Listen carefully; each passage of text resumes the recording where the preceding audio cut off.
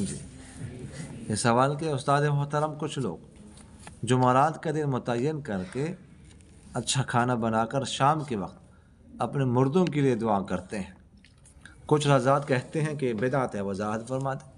دیکھیں جمعرات کا دن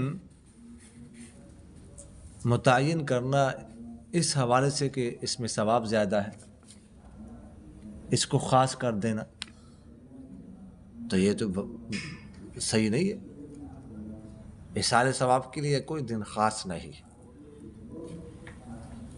یہ جیسے مردوں کوئی فوت ہو جائے تو اس کے لیے کچھ مخصوص جمعرات تک، یعنی 40 دن تک جو جمعرات آتی ہے ہر جمعرات کو کھانا کھلانا، تیجا کرنا، 40واں کرنا، تو یہ تو بدعات ہے سارے، اسے تو بچنا ضروری، یہ ٹھیک نہیں۔ کوئی خاص کرتا ہے، متعین کرتا ہے، اگر خاص کیے بغیر، تعین کیے بغیر مردوں کے لیے اِصال ثواب کرتے ہیں تو اچھی بات ہے، اِصال ثواب کرنا چاہیے، ثواب کا کام ہے، لیکن اس کے لیے کوئی دن خاص کرنا یہ درست نہیں ہے۔ اگلا سوال ہے کہ استاد محترم السلام علیکم ورحمۃ اللہ وبرکاتہ۔ استاد جی اگر بندہ مسجد میں یا کہیں اور نماز کے علاوہ کسی اور عبادت میں مصروف ہو، مثلا قرآن مجید کی تلاوت، ذکر و اذکار وغیرہ میں، یا اسی طرح قبرستان میں تلاوت وغیرہ میں مصروف ہو، تو کوئی سلام کرے تو اس کا جواب دینے کا کیا حکم ہے؟ آیا تلاوت روک کر یا بعد میں کب جواب دیں گے؟ جزاک اللہ خیر۔ دیکھیے کچھ جگہوں پر سلام نہیں کرنا چاہیے،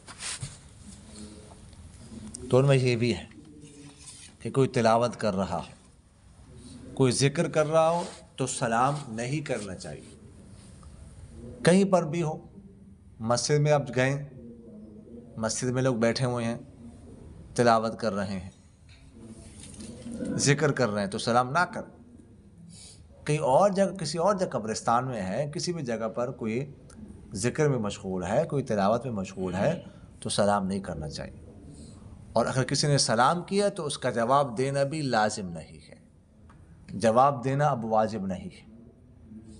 ویسے تو سلام کا جواب دینا واجب ہوتا ہے نا، لیکن ایسے مواقع پر جو ہے نا جہاں پر سلام نہیں کرنا چاہیے، کسی نے سلام کیا تو جواب دینا واجب نہیں ہوگا۔